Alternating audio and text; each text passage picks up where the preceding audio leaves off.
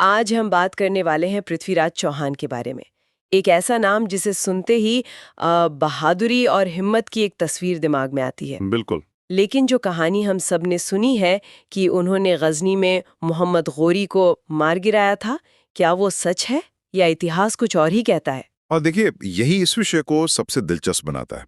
हमारे पास जो स्रोत हैं, वो एक तरफ एक ऐतिहासिक राजा की कहानी बताते हैं, जिसके बारे में ठोस सबूत बहुत कम है, और दूसरी तरफ है एक साहित्यिक नायक, जिसकी कहानियों ने इतिहास को एक नई ही दिशा दे दी। तो आज की हमारी पड़ताल इसी सच और अफसाने के बीच की है। बिल्कुल।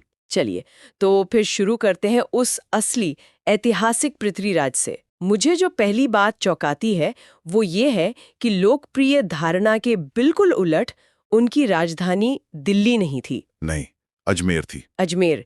इसका मतलब उनकी ये दिल्ली के सम्राट वाली जो छवि है वो बाद में बनी। हाँ, और ये छवि बनाने का बहुत बड़ा श्रेय जाता है पृथ्वीराज रासो जैसे ग्रंथों को।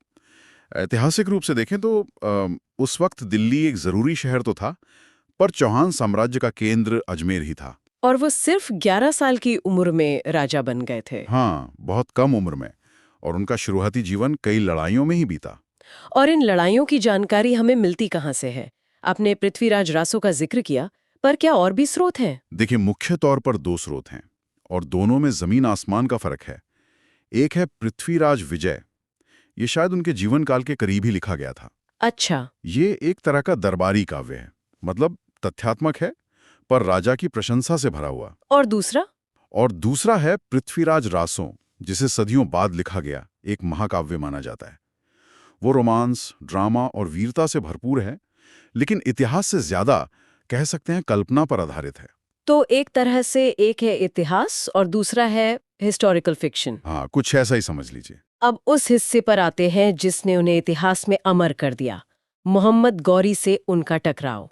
क्या यहाँ भी कहानियों में इतना ही फर्क है? बहुत बड़ा फर्क है।